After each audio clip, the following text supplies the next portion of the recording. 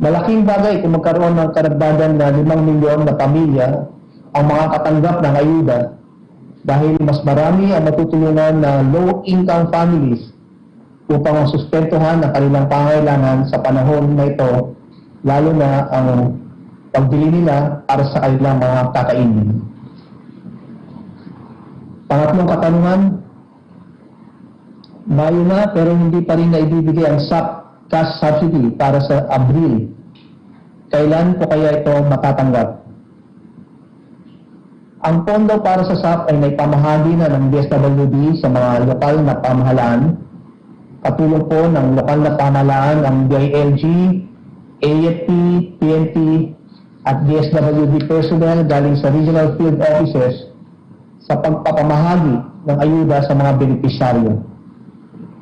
Ang lokal na pamahalaan ang nagpaplano ng pamamaraan o estratiya sa pagpapamahagi ng ayuda sa kanilang constituents, kung ito ba ay house-to-house o big venue payouts. May mga kadahilanan din kasi kung bakit naantala ang pagbibigay ng ayuda. Una dito, dahil malalayo ang lugar ng mga benepisyaryo, lalo na ang mga island municipalities, barangays, o isolated areas, kung kaya't pinagliliban ang pagbabayad ng SAP. Pangalawa, may mga lugar na high risk dahil mataas ang COVID-19 inspection, kaya ganun din, pinagliliban din ang pagbayad ng ayuda. Malaking bawas po kasi sa workforce ng lokal na pamahalaan kapag may na-infect na personnel nila dahil ang mga nakasama ng COVID-19 positive ay kailangan mag-self-quarantine. Ganun din po sa mga DSWD personnel ng mga field offices namin na marami na din ang nag-quarantine dahil sa pakikihalubilo sa COVID-19 positive cases. No? So mula noong March 10, isa na po ang positive COVID-19 namin na personnel at 253 na rin na personnel ng departamento nationwide ang nag-undergo na ng self-quarantine.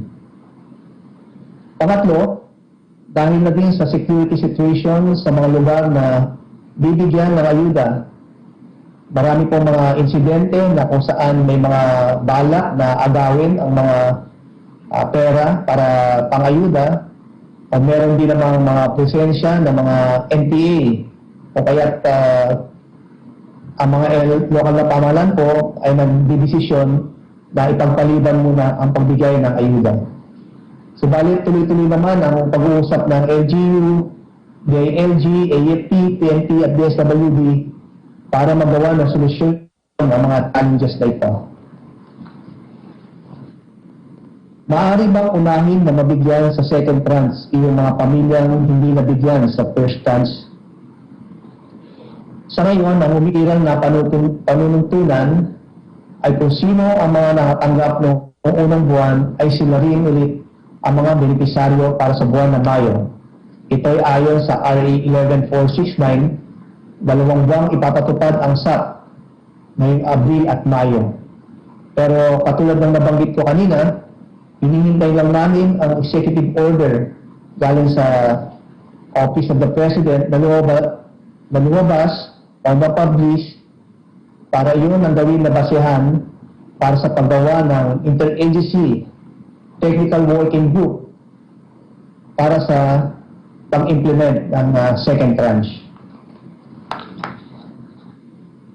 May mga balita hinggil sa pangyayari kung saan may isang senior citizen na pumanaw habang nakapila ang naghihintay na makakuha ng kanyang SAP. Ano po ang hakbang ng DSWD para sa ganitong mga insidente? Kami po ay nakikiramay sa pamilyang naiwanan ng isang nakakatanda sa Bulacan kung saan siya pumanaw habang nakapila para sa kanyang SAP. Titignan din po ng ahensya kung paano matutulungan ang pamilya ng nasawi. Hinihikayat po namin ang mga senior citizens at mga PWDs na huwag na pong lumabas sa kanilang mga bahay para pumila. Maaring magpadala sila ng kanilang authorized representative na siyang kukuha ng ayuda kung ito ay ipapamahagi sa pamamagitan ng payout. Ngayon din, hinihikayat namin ang mga lokal na pamahalaan na magtalaga ng mga ambulansya at mga paramedics habang isinasagawa ang payout para sa mga emergency situation. Nirerekomenda rin namin na mas makakabuting door-to-door delivery na ang pamamahagi ng ayuda para sa mga senior citizens at PWD para maiwasan po natin ang mga insidenteng ito. Na-disqualify ang company namin sa Dole Camp. Maaari po ba kaming makasama sa mabibigyan ng DSWD Social Amelioration Program? Nais namin ipaliwanag na ayon sa Republic Act 11469, ang emergency cash subsidy sa ilalim ng SAP ay para sa 18 million low-income families na pinaka-naapektuhan ng ECQ. Kaya sila dapat ay nasa informal na sektor at nawalan ng pagkakitaan dahil sa ECQ. Kaya naman base sa eligibility requirements nito, hindi kwalipikado ang mga pamilya na mga former sector workers sa SAP. Ang mga may-ari ng mga pribadong kumpanya ang nagbigay ng ayuda sa kanilang empleyado at ang pamahalaan sa liderato ng DOLE ang nagbigay ng ayuda sa pamamagitan ng camp.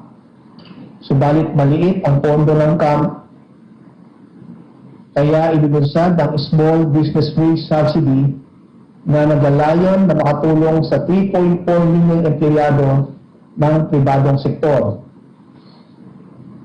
Ang Small Business Wage Subsidy po ay ayuda para sa mga empleyado ng maliliit na pribadong negosyo na ipapadaan sa Social Security System. Bakit naman kailangan pang pumunta sa barangay para makakuha ng ayuda? Bakit hindi na lang house to house? Kabilang po sa pamamaraan sa pamahagi ng SAP na pwedeng gawin ng ating mga lokal na pamahalaan ay ang pagbabahay-bahay o ang door-to-door delivery ayon na rin sa Omnibus Guidelines sa implementasyon ng programa. Ito ay upang maiwasan tipunin ang maraming tao sa isang lugar na maaaring dahilan upang kumalat ang virus. Ang house-to-house delivery ng ayuda ay mahalagang may patutad, lalo na kung ang mga puno ng pamilya ay mga miyembro ng vulnerableng sektor na maaaring madaling makakuha ng sakit dulot ng virus. May mga LGUs po tayo na nagbabahay-bahay para maipaabot ang ayuda, habang ang ilan naman ay pinapapunta ang mga benepisyaryo sa big venue payout area upang mas mabilis may pamahagi ang SAP habang mahigpit na sinusunod ang social distancing. May mga lokal na pamahalaan na hindi makapagbahay-bahay dahil sa kanilang limitadong workforce. Ang pinakahuli pong tanong, marami pong reports ng irregularidad sa pag-identify ng mga benepisyaryo ng SAP, katulad ng palakasan. Ano po ang ginagawa ng DSWD para dito? Kami po ay nakikipag-coordinate sa DILG para sa mga complaint laban sa mga opisyales ng lokal na pamahalaan. Alinsunod sa Executive Order 292, serye ng 1987 o tinatawag na Administrative Code ng 1987, ang DILG ang siyang nangangasiwa sa lokal na pamahalaan at sa pagtiyak na autonomiya, desentralisasyon at pagpapalakas ng komunidad. Ang DILG din ang may kapangyarihan magtatag at magtagda ng patakaran, regulasyon at iba pang mga issue at pagpapatupad ng batas sa pagkahalatang pangangasiwa ng mga lokal na unit. Ang DILG ang siyang maaaring magpataw ng kaparusahan at sanksyon sa mga opisyales ng lokal na pamahalaan sa hindi tamang implementasyon ng social amelioration program. So maliwanag po yun kapag meron po mga complaint o grievance na sangkot ang ating mga opisyalis ng lokal pamahalaan ay ang DILG po ang may otoridad para sila ay disiplinahin o bigyan ng sanction. Ang DSWD ay mayroong grievance redress system na tinatag upang tumanggap ng mga reklamo kaugnay ng implementasyon ng SAP. So kami po, pagka may mga complaint, nagtalaga po kami ng tinatawag naming grievance redress system. Para sa proseso ng aming grievance redress system, ang DSWD Central Office dito po sa Batasan, sa pamagitan ng 24/7 hotline 16545, 0947-482-2864, 0916-247-1194, at sa numero 0932-933-3251 ay tatanggap ng mga reklamo at titiyaking may angkop na pagsangguni at pag-uulat na kinaukulang opisina para sa validasyon at o pagkandak ng investigasyon. So ayun po yung mga katanungan at sana ay natugunan namin ang mga pag-aalinlangan na ayon sa mga katanungan na binasa kanina. Muli, maraming salamat sa PCOO sa pagkakataong ibinigay sa DSWD upang makapagbahagi kami ng ulat para magbigay liwanag sa mga katanungan ng ating mga kababayan. Nais ko muli magpasalamat sa ating mga local chief executives at kanilang mga opisyalis hanggang sa barangay level sa walang kapaguran na pagbibigay ng ayuda sa kanilang mga nasasakupan. Nagpapasalamat din ako sa DILG, AFP at PNP sa pagiging partner ng mga lokal na pamahalaan upang maging maayos at matiwasay ang pagbibigay ng ayuda sa mga target beneficiaries. Salamat din sa mga DSWD frontliners sa pagbibigay tulong sa ating mga lokal na pamahalaan kahit na alam ko na kayo din ay naapektuhan ng COVID-19 virus. At panghuli, nais ko din magpasalamat sa mga pribadong organisasyon na walang sawang tumutulong sa DSWD para magampanan namin ang aming mandato sa panahon ng crisis na ito. Magandang hapon po at mabuhay po tayong lahat.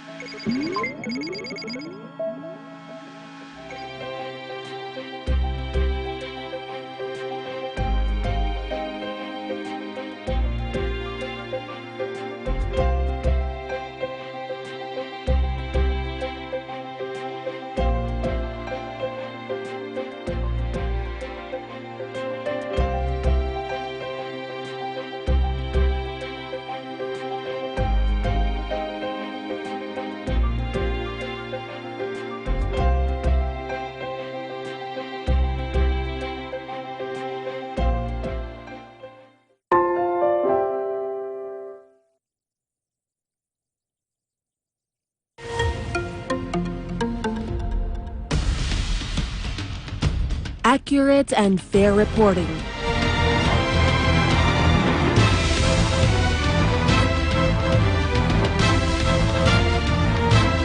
Not only from Batanes to Tawi-Tawi, but also abroad. Detailed and timely stories relevant to people all over the world. Catch all of these at Net25,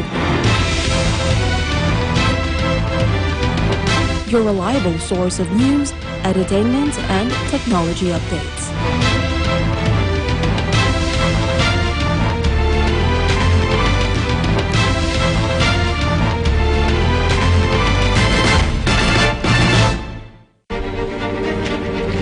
It's time to take one step further and face the impossible.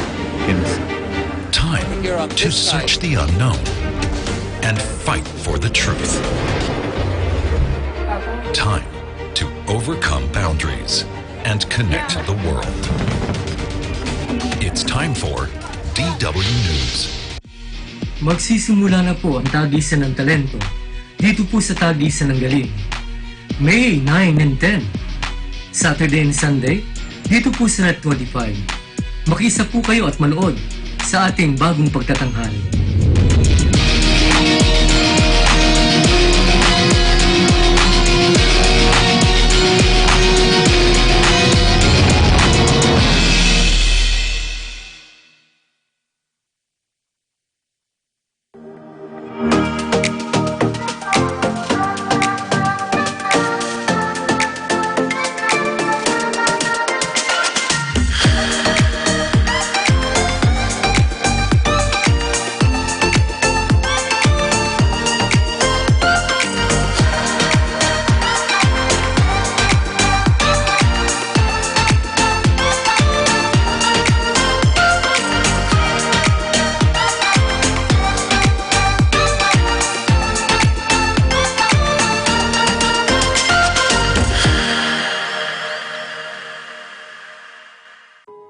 Hello there. Imagine Demi got the virus, and she infected 2 more. And those 2 infected a lot more of people. And it goes on and on until it became an epidemic. But what if Demi stayed at home? Then those 2 wouldn't have contracted the virus. Then those people would have not been infected. This is not just your battle, it's everyone's, and you can be a huge help. Follow social distancing, or better yet, stay at home.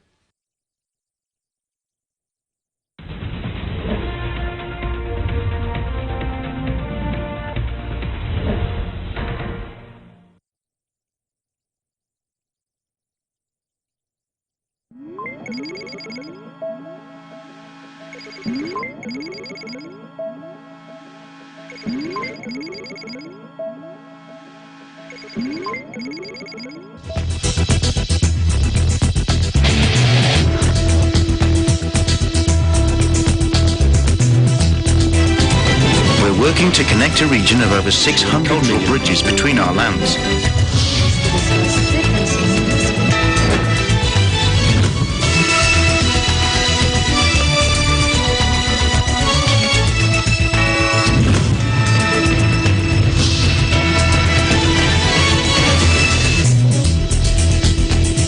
Hello, I'm Alma Angeles. We are moving to the next stage of the pandemic as the world resets to the new normal. And we find ourselves seeking the balance between health and livelihood, constantly adjusting the boundaries between liberty and responsibility. Welcome to ASEAN in Focus.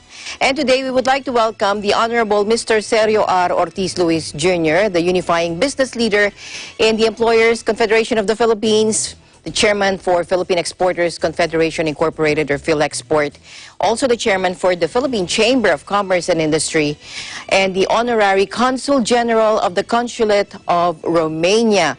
Welcome to the program, sir. Hi, good afternoon, Alma, and to our listeners. Ayan, marami pong manonood sa atin ngayon dahil interesado po sila sa inyong masasabi sa amin ngayon. What do you see are the direct and long-lasting impacts or effects of the COVID-19 outbreak on the world of work? Is it just unemployment, reduction in wages and working hours? And what kind of protection should be offered to the world's workers po? Well, I think everyone is guessing how long the effect of this will be. No, we were hoping that if the NCR will be declared as a GCQ after May 15, and then we can start some of the companies working already. And we know very well that it is not like turning off and on the companies. No? So you have to calibrate it like a faucet, as our president in the Philippine Chamber of Commerce said. You have to calibrate it like a faucet. No?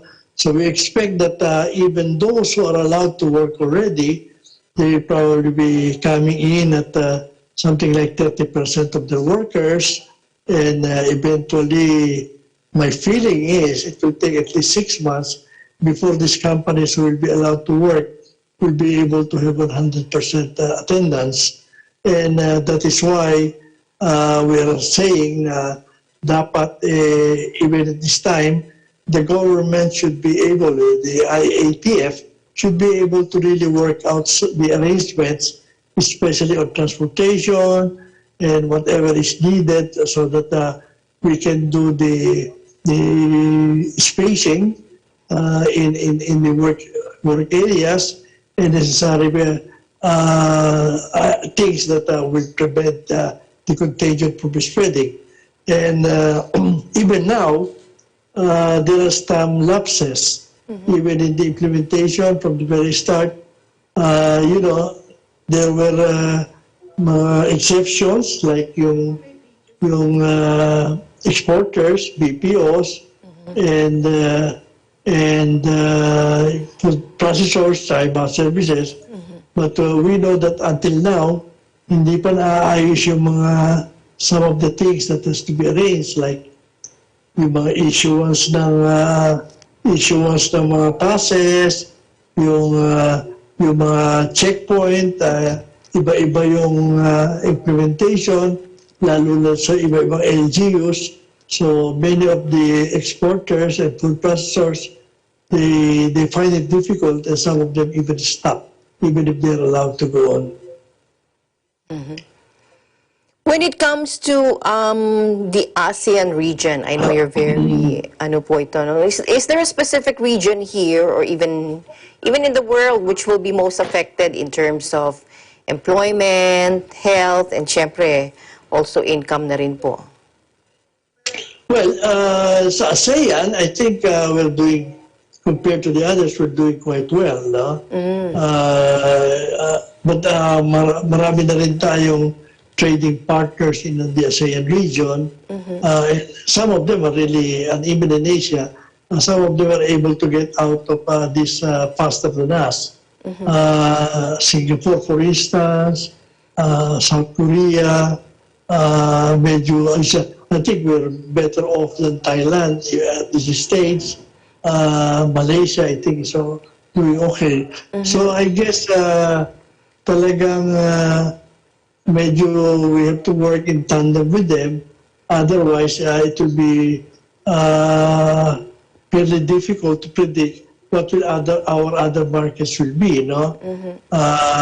Mukhang US and Europe will really be delayed, and therefore we have to rely on our Asian market. No?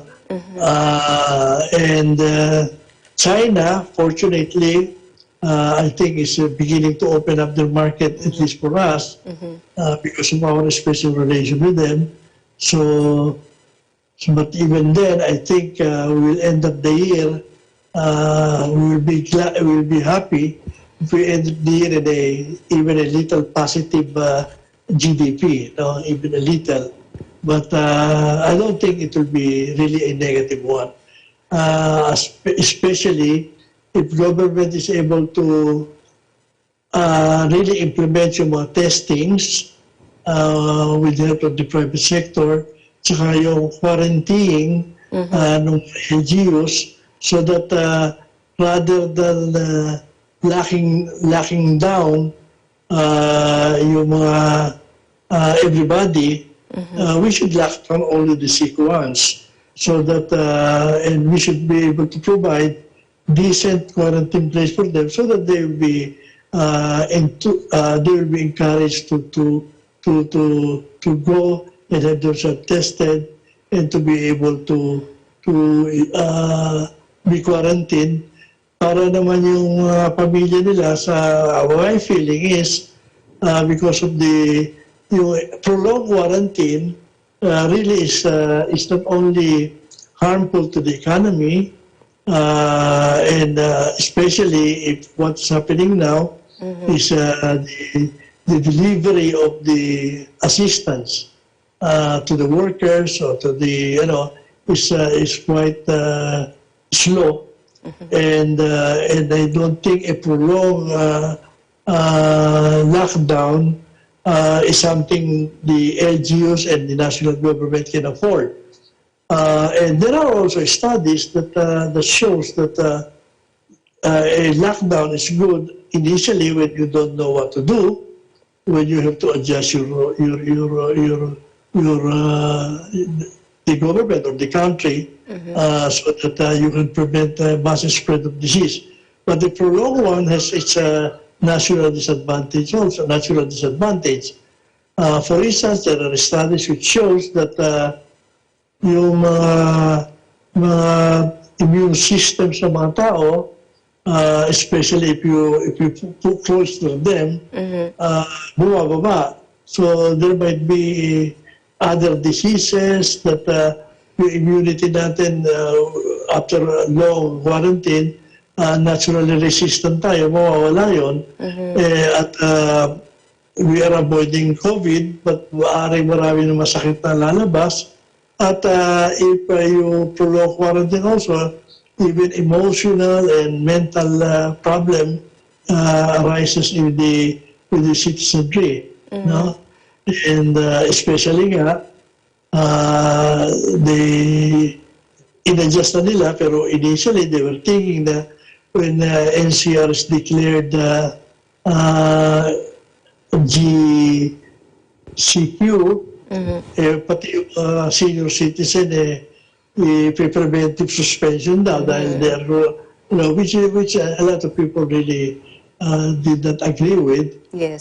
Because unang-una, I don't think it was well studied. I think they're just basing it on perception and some experience in the past. And especially in Manila, of course, when we started, but we have limited we have limited hospitals, spaces, and we have limited testing equipment.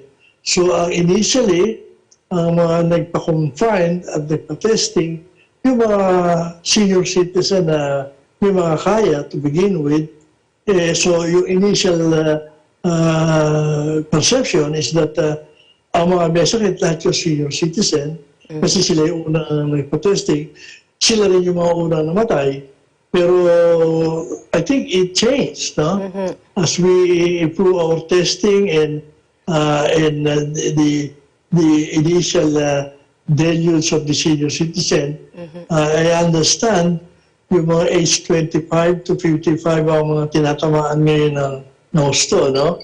Because truly, ang madaling ang takot talaga dyan ay yung mga senior citizen, knowing na sila may disadvantage. So sila nag-iingat. Pero hindi naman maganda yung sasabihin mo na ang senior citizen preventive, para ba preventive ba na para ba witness protection plan na infection ka, lahat ng tao nakakawala, ikaw for no reason. Na yung ECQ, may special privilege pa nga yung mga senior citizen, binibigyan ng special lane. Bakit pagka naman na naging GCQ, ibigla mo nalang sasabihin, all senior citizens should stay home. No? I don't think that's good. Pagkatapos nung lockdown yung mga senior citizen na yun, paglabas doon, matakot-takot na sakit na lalabas doon. Sa Sanaway, immune system nila, talagang mawawala yung immunity nila. Alam mo naman kasi, immune system natin works like vaccines eh. yung magmula sa bata, nahawakan mo yung bibig, dumi. Kaya, and everybody surprised why doon sa mga lugar na maraming tao na makipot sa mga even mas walang tinatamaan, no?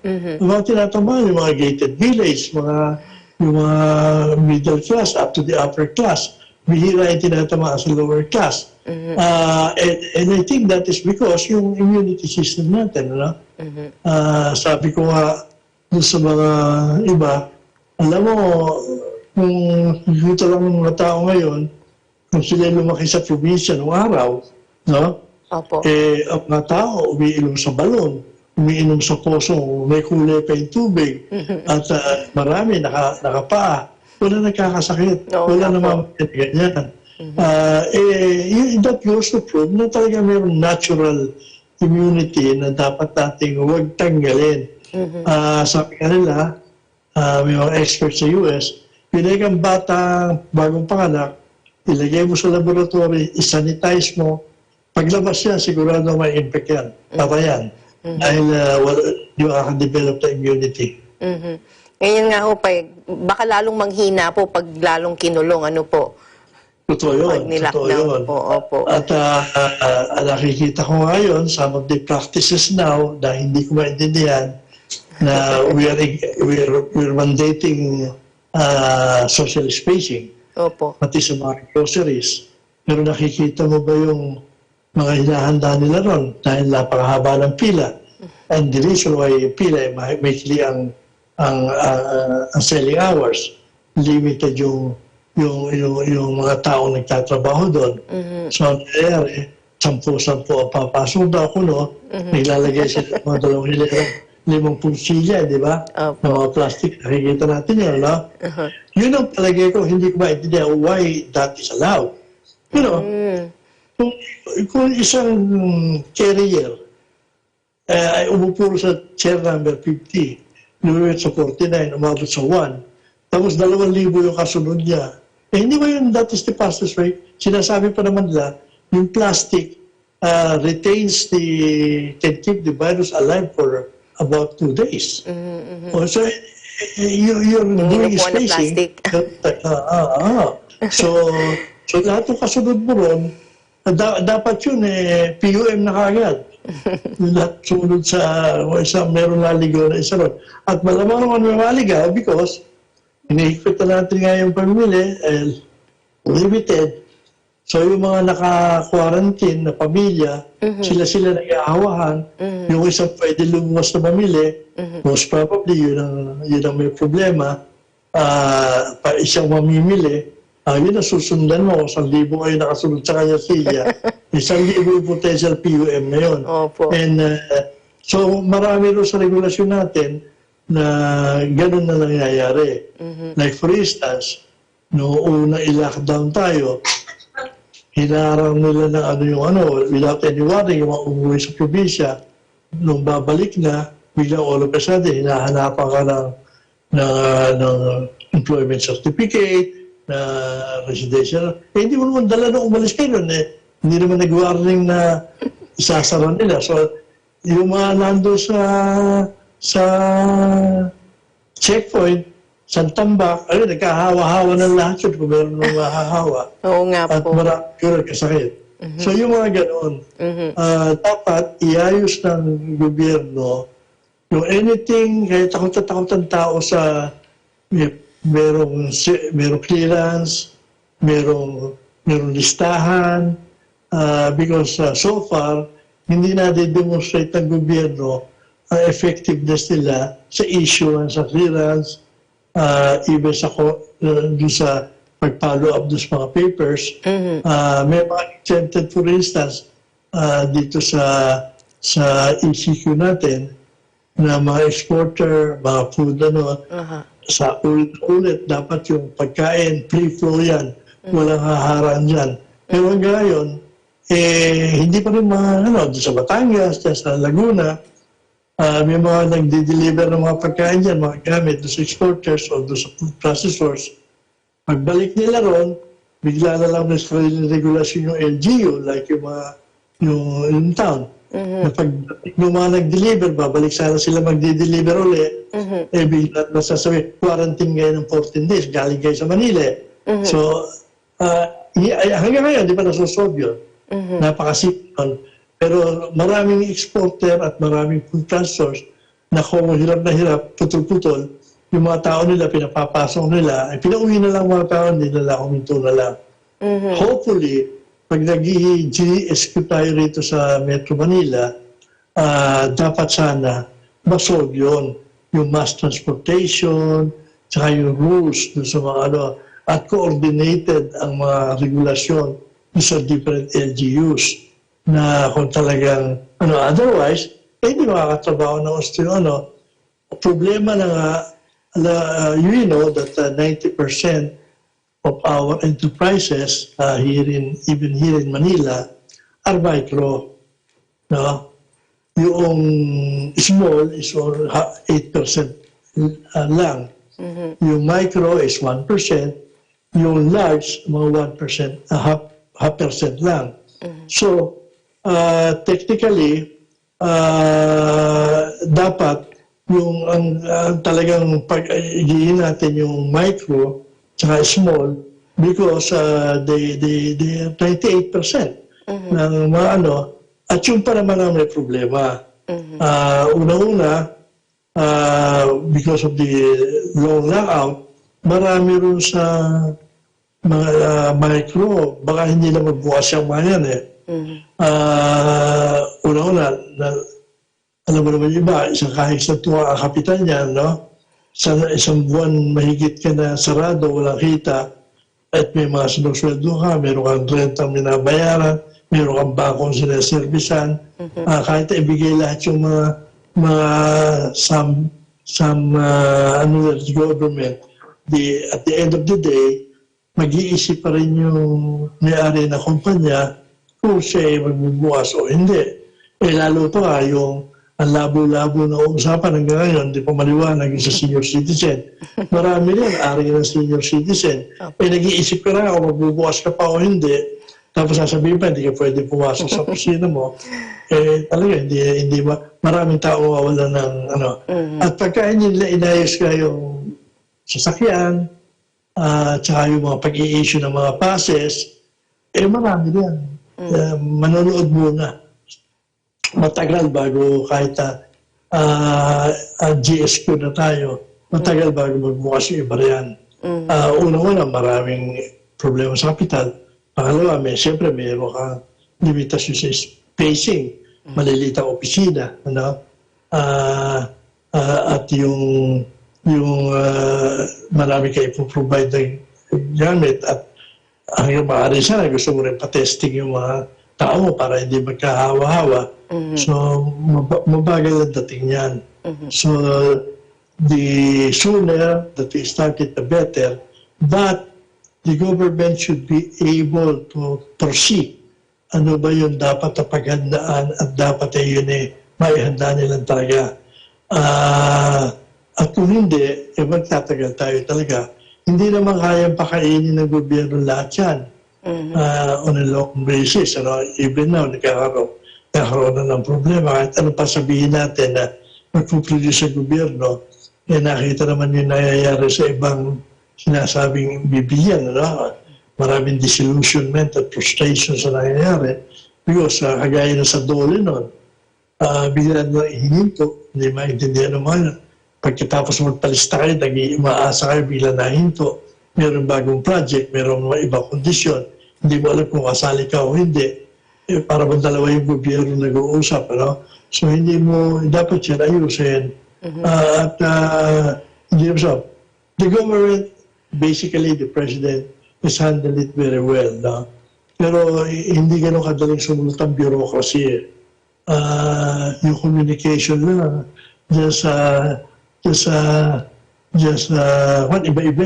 iba-iba implementation So, mabuti na lang at kahit paano, maraming tumutulong, marami nag-a-advise, pero basically, dapat talaga yung mga kilos nila riyan, kinukonsulta nila sa business sector, private sector, because at the end of the day, sila yung makapagsasabi kung alin ang fastest way how we can go back to business. No? Meron naman tayong IATP, but I think it's basically dominated by the police, the military, Department of Health. Hindi naman mga business na ano yan. No? I don't know to what extent are the economic managers who are there are listened to. But some of the requirements looks to us na ang private sector is only reactionary. Pagka may ginawang regulasyon, nagre-react lang kami, kinukorek, pero hindi naman gano'ng kabilis makorek. No? So sana maiwasan yun para na hindi masyadong maging magastos sa gobyerno at hindi naman masyadong mapili ang ekonomiya. When it comes to ASEAN naman po, nasa export, you're the president of the PhilExport. How do you see this crisis impacting the export industry po? And the related, the region po. We are cooperating with each other. I think generally we will be at par, if not better than many of our ASEAN neighbors, no? In terms of export. No? Because our economy, which is true, is maganda yung dating na ekonomiya natin, ano? Even our, so, and in general, we have handled the one better than the others, no? Ito mo naman, stability ng ating exchange rate, stability ng kung hindi lang natin sinarado, sana mas maraming turista pang darating sa atin, talaga na perway sila yung tourism natin, at ang dapat nga anuhin ngayon ay yung agricultural natin, no? Tama naman, no?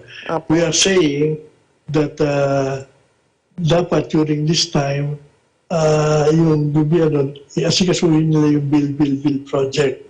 Because doon tayo nahuhuli sa ating kompetensya, even with our neighbors.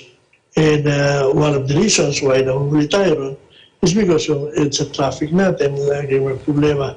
So we are saying, why not do all these things during the lockdowns, walang traffic, ala naman additional pera yan, may pera yan, mas importante yung mga tao, ipa-check up na nila at ilagyan nila ng mga precautionary measures para hindi makahawa at after that, masakit mangyayari sa atin pagkatapos ng lockdown at tayo pumapasok na may traffic na biglang sasabihin sa atin ay magre-reglaking kami sa EDSA. Maiinis talaga ang tao. No? Opo.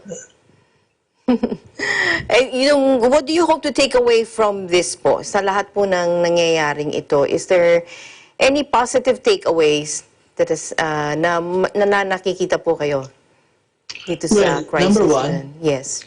Ang dami naman lumalabas na information about how our environment is feeling. No? Nakikita ba natin yung mga litrato nung gano'ng kaliwanag ang ating langit ngayon compared to bago magkaroon ng lockdown, ano? Gano'ng kalinis yung Pasig River kahit wala nang naglilinis. Gano'ng kalinis yung ating Manila, yung ating dagat dyan sa at even here in the Philippines, like in any other place, country, yung mga hayop, mga ibon, talagang medyo nakakaluwag sila ngayon. Meron pang mga nakakapasok dito sa atin dahil wala masyadong tao iniiwasan. So, environment is one saka yung the lessons I think that environment is teaching us. On the other side, marami din naman yung yung resting and taking stock of yung family life mo, yung natin. At although there will be losses in the economy, I think at the end of the day, it is like overhauling the way we're doing business. It will take time, it will take recovery, but I think if we learn our lessons here, we will end up better than most of our neighbors, even in our export, because I think we should profit from this.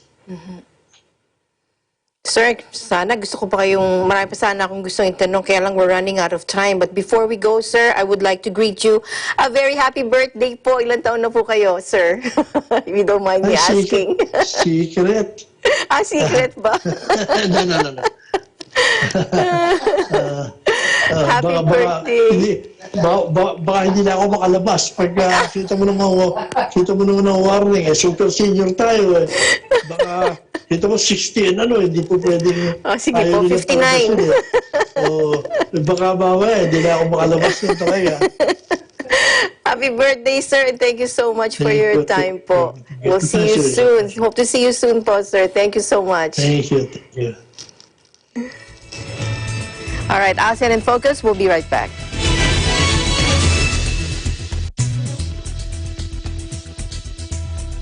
Kung magtatagumpay tayo, salamat. Kung mag-fail tayo, salamat. Ang importante po, sinubukan natin, ginawa natin yung makakaya natin. Napatunayan ko na yung talent na binigay sa akin ng Diyos, mas may expose pa. Kaya sa mga ibang artist dyan, lalo na sa mga may kapansanan din, mag-explore pa tayo ng ibang bagay tulad nito. Huwag tayong magtago, huwag tayong mahihiya. Gawin natin kung ano yung gusto talaga nating gawin.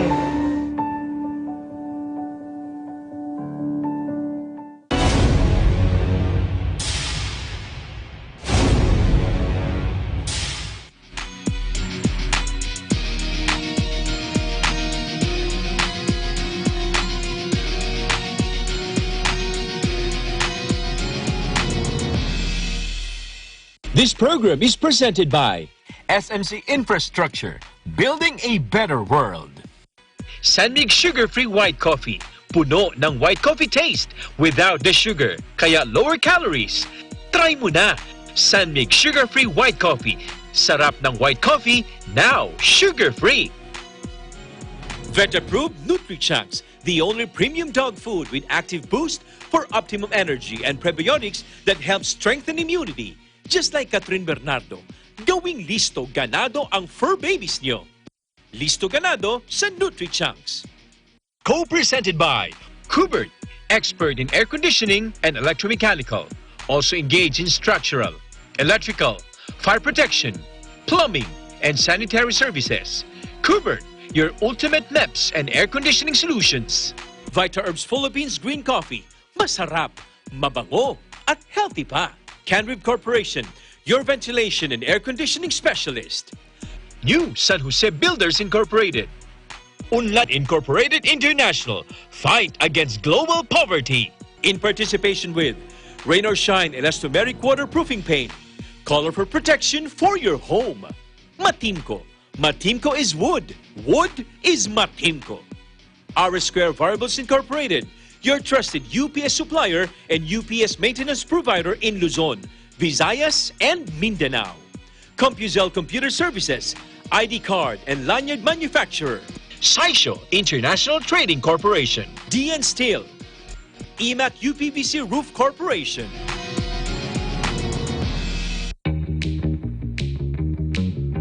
Hey, Gretchen Ho here, and I'm a white coffee lover. Creamy kasi, and very yummy. Pero mas masarap kung hindi nakaka-guilty. Check my new discovery, Sanmig Sugar-Free White Coffee. Puno ng white coffee taste without the sugar, kaya lower calories. Try mo na! Sanmig Sugar-Free White Coffee. Sarap ng white coffee, now sugar-free.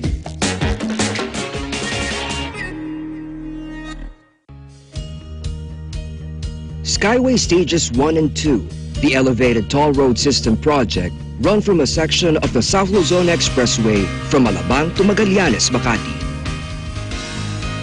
The Skyway Stage 3 is an elevated expressway connecting the South Luzon Expressway through the existing Skyway Stages 1 and 2 to the North Luzon Expressway via Balintawak.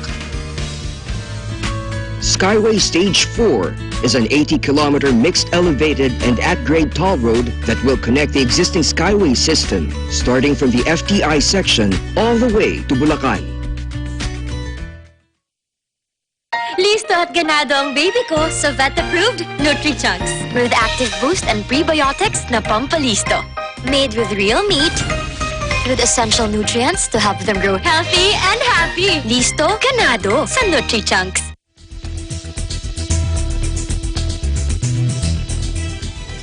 School staff and teachers in Vietnam are preparing their classrooms to welcome the students back on May 4. And that and more from our EBC correspondent in Hanoi, Ralph Wandolph Empay. Hello, Ralph. Hi there, Alma. Good afternoon. Good afternoon. To all of our televiewers. How are you? I'm good. Thank you for asking. What are your updates for us? Have kids gone back to class now? That's correct, Alma. Yesterday, secondary and high school students have returned to school. And as per the government, primary and kindergarten students will resume classes on May 11. School staff, teachers, and even some parents have spent the weekend cleaning the classrooms. In Hanoi, here in Hanoi, some parents brought buckets, pots, rags, disinfectant, and gloves to school to help teachers clean classrooms on Saturday. They disinfected the chairs, tables, walls, and all the places often go to and touch, and also the teaching equipment, according to the school principal of Vien Hoa High School in Hanoi. I actually personally checked this, Alma, yesterday. The school is cleaner. There is enough sanitizer and soap. And also students will have their body temperature checked, measured from the school gate before they enter.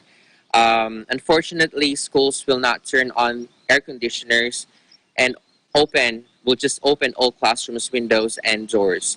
As you know, Alma, it's summer already here in Vietnam, here in Hanoi, so it's terribly hot.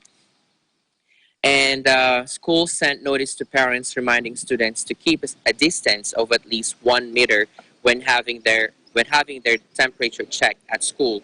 And students with high body temperature, fever, cough, and shortness of breath will be moved to the waiting room.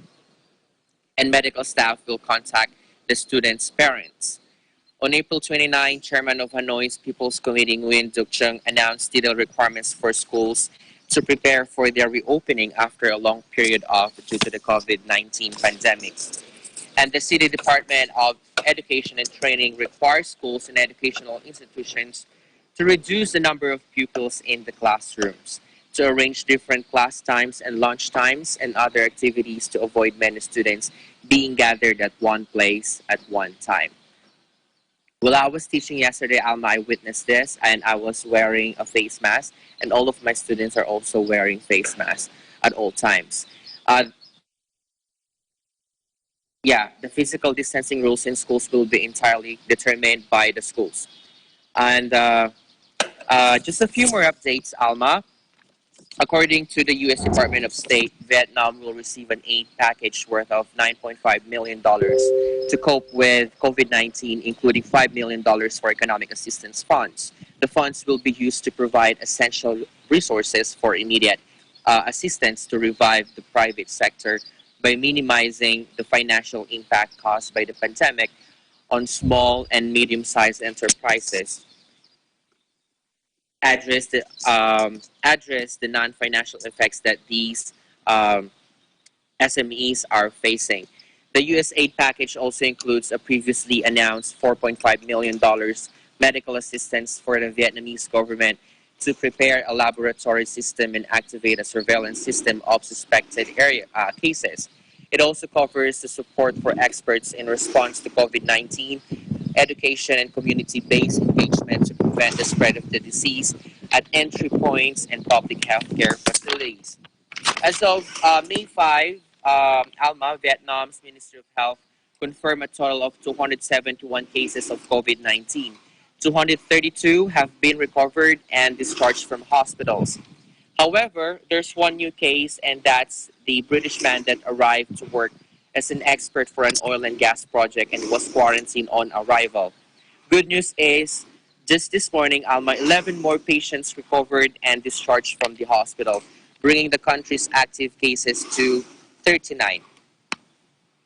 And Vietnam's Prime Minister issued Directive number 19 on measures to cope with COVID-19 on April 25. These measures include the washing of hands and wearing masks while banning religious gatherings, festivals, and sporting events. Bars, pubs, beauty salons, and karaoke bars will continue to remain closed until further notice. And in Ho Chi Minh City, authorities removed sports centers and indoor sports businesses from the list of suspended businesses due to COVID-19, allowing gyms to reopen. In addition, the public gathering limit has been raised to 30 people from the previous 20. Alma? All right. So you said Vietnam schools are already opened and you saw it yourself. Paano yung classrooms noon? Are they supposed to usually go, so let's say 15 students or 20 students in a class? So will there be more classes to accommodate everybody like that? It's a good question, Alma. Actually, I have 25 to 30 students in one classroom, and the space is enough to do the social distancing. So when I entered the classroom, I was really surprised because they were able to do it. I thought that it's not going to be like that because I was thinking that maybe they will divide the class into two, and you know, the other half will be in another classroom. But then they managed to, you know, to maximize the space. You must have a big classroom for. Yes, that's right. Yeah. That's good. And I'm also interested, lastly, on your background. Where are you right now? This is on our 5th floor because I'm residing here in the building. So yeah. That's still in Hanoi. Yes. Yes, this is still in Hanoi. Okay. So you can now take a swim after this. Later. Later. Okay. Thank you so much, Ralph, for your updates, and we'll be waiting for more as You're we welcome, follow Alma. this story. Yes. Thank you so much for your time. Reporting live from Hanoi, Vietnam. This is Ralph Handel Empire. We live in interesting times. That is the latest news in and around the ASEAN region. I'm Alma Angeles, and we live in interesting times.